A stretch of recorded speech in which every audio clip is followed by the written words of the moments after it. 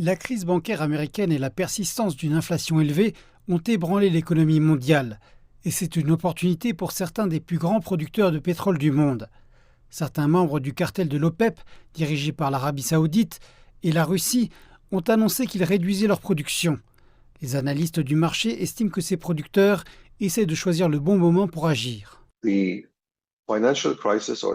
Je pense que la crise financière ou la crise bancaire qui a commencé aux États-Unis il y a 2 ou 3 semaines et en Europe avec Crédit Suisse a accru les possibilités que les économies développées entrent en récession plus rapidement et plus tôt que les gens ne le pensaient, et peut-être pour plus longtemps.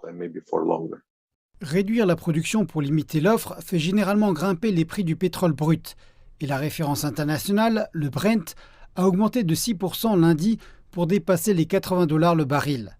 Certains experts estiment que c'est le seuil visé par l'OPEP après que les prix ont grimpé à plus de 120 $ le baril l'année dernière, avant de retomber à près de 70.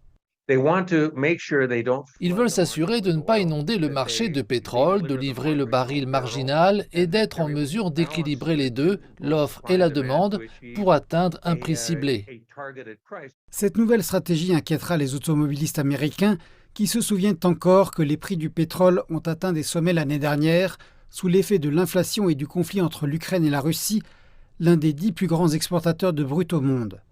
L'administration Biden a puisé dans les réserves pétrolières du pays pour faire baisser les prix et avait l'intention de les reconstituer plus tard dans l'année en tablant sur un prix du brut avoisinant les 70 $ le baril.